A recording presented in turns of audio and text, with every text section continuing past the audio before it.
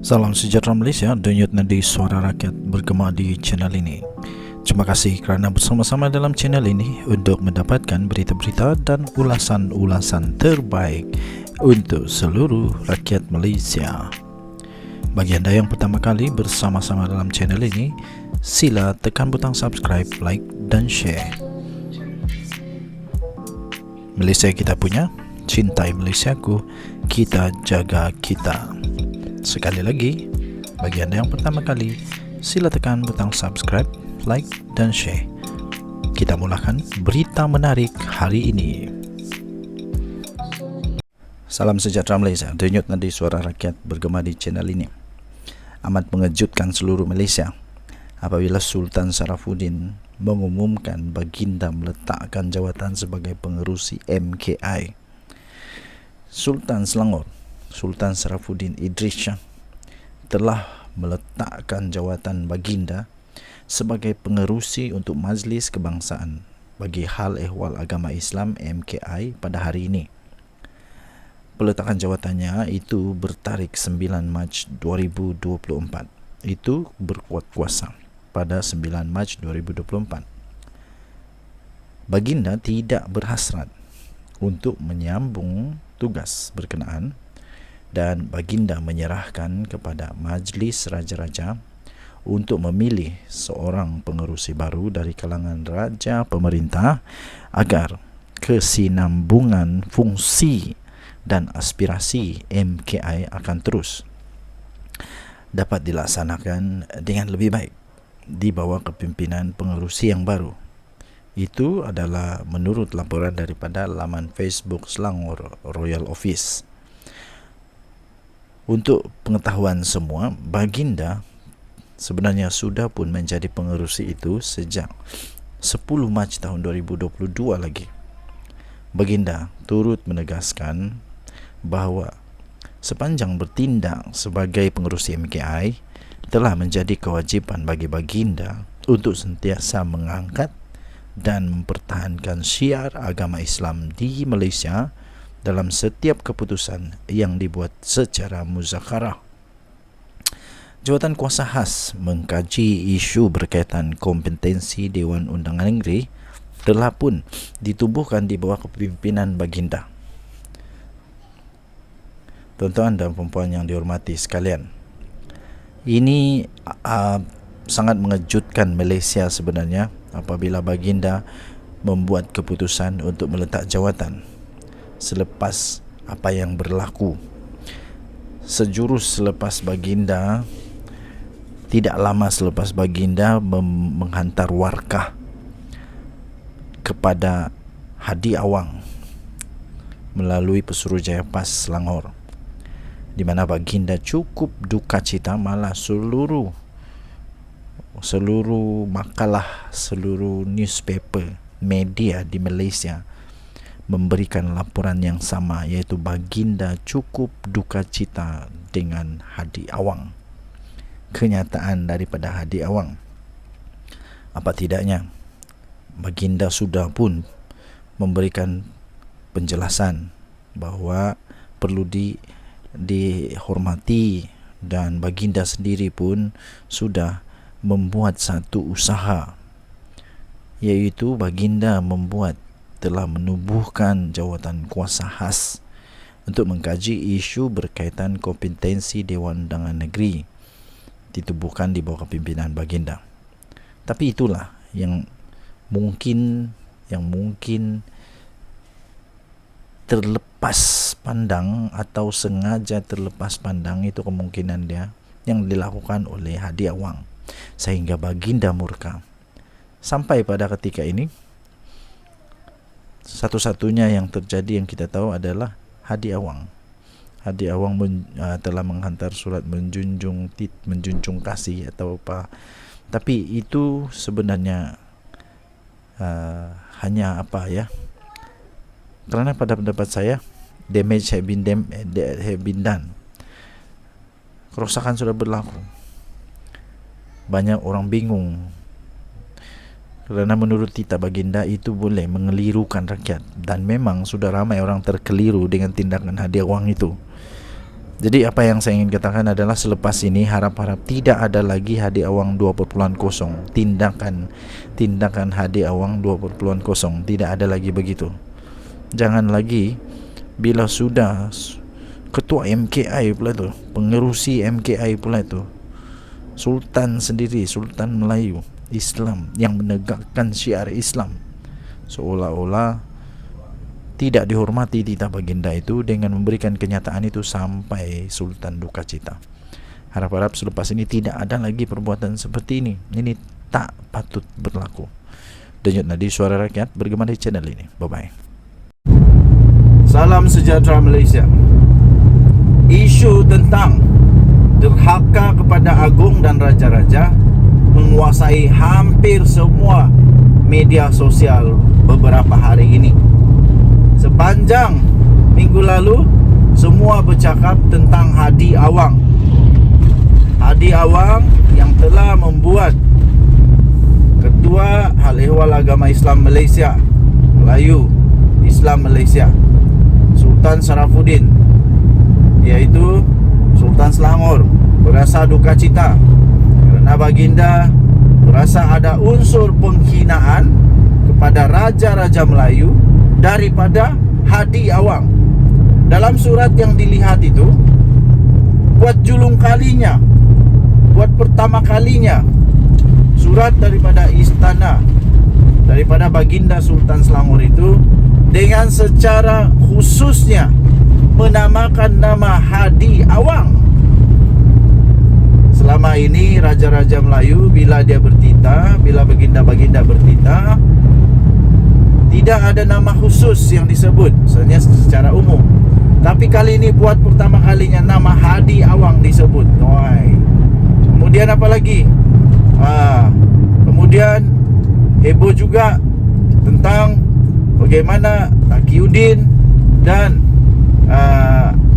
Hasan Karim yang seolah-olah mempertikaikan titah diraja daripada agung. Ini bukan daripada sultan saja, dari agung sendiri, di mana mereka seolah-olah ingin mengingatkan agung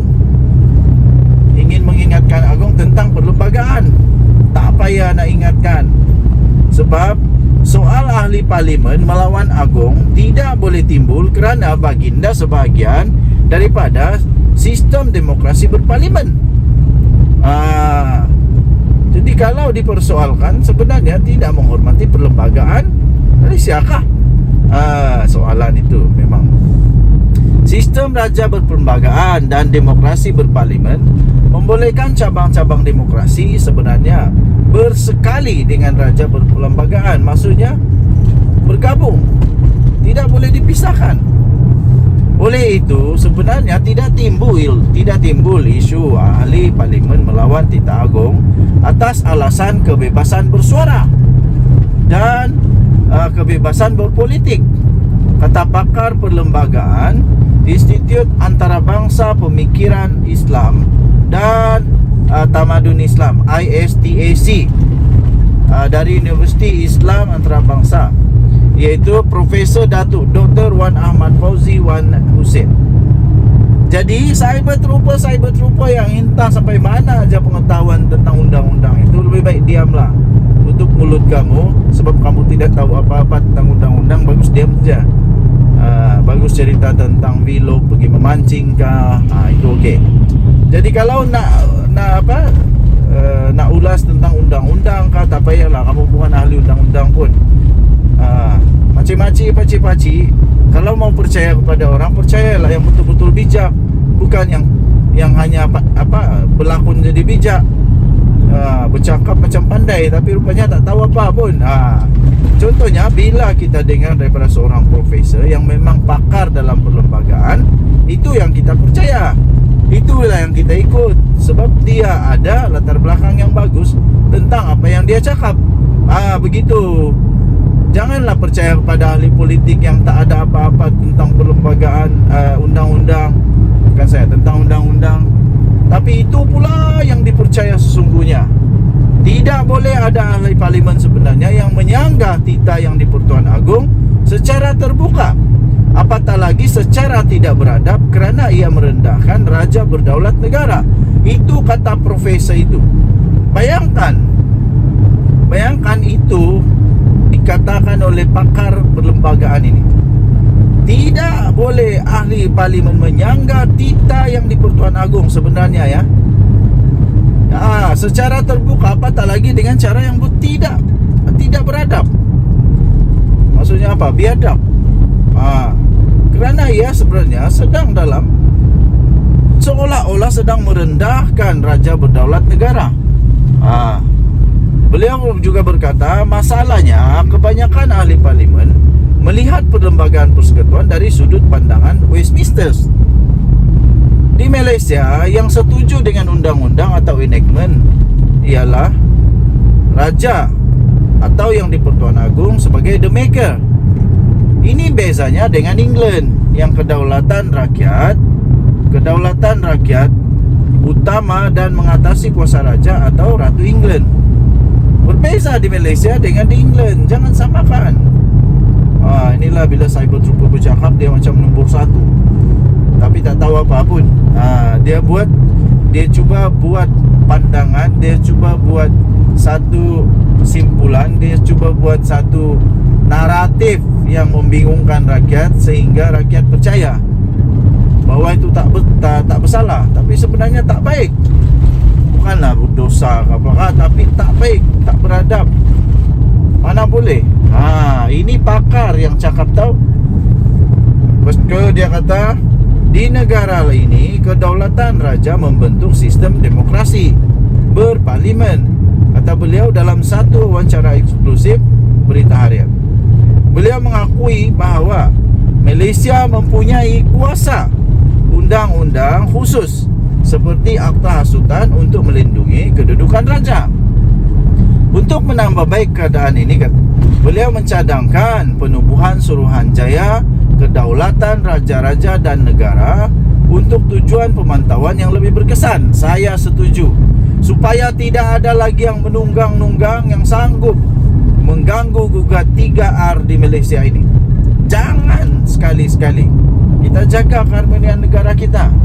Jadi beliau berkata, Suruhanjaya Kedaulatan Raja-Raja dan Negara perlu diwujudkan bagi memantau setiap perkara yang membabitkan kedaulatan raja dan negara. Beliau juga kata, Suruhanjaya boleh memantau dan merujuk perkara tersebut kepada penguatkuasa jika ada pelanggaran. Beliau turut memberikan nasihat kepada blok pembangkang dalam konteks isu yang dibincangkan. Beliau berkata, pembangkang hendaklah bersama kerajaan menegakkan kedaulatan undang-undang, iaitu kedaulatan raja sebagai pemegang amanah Allah, dan keduanya prinsip keluhuran perlembagaan. Seorang lagi tokoh akademik melihat ahli politik dalam melawan titah istana sebagai penderhaka atau jebat moden. Kena cop penderhaka dan jebat moden. Beliau berkata, saya menilai golongan ini penderhaka dan jebat moden.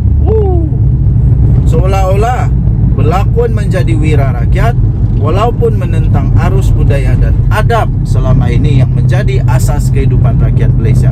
Kata pensyarah kanan Jabatan Pengajian Pentadbiran dan Politik Fakulti Ekonomi Pentadbiran Universiti Melaya. Siapa dia? Dr. Muhammad Taufik Yaakob. Ini barulah kita boleh percaya. Jangan percaya dengan cyber trooper kah, walaun kah, yang tentang apa-apa aja pengetahuan dia tentang undang-undang. Bila tanya rukun negara pun belum tahu atau tidak, hafal atau tidak. Silap-silap rukun negara pun tidak hafal. Buktinya YB Padang Serai agaknya, kalau tidak silap saya, sampai disuruh oleh speaker untuk mohon maaf, minta ampun dengan Agung kerana nama Agung pun boleh salah. Macam mana ahli parlimen boleh buat kesalahan begitu pun tidak pasti. Denyut nadi suara rakyat bergema di channel ini. Untuk mendapatkan lengkapan pada berita ini, anda boleh masuk di dalam Harapan Daily. Kita jumpa lagi, bye-bye.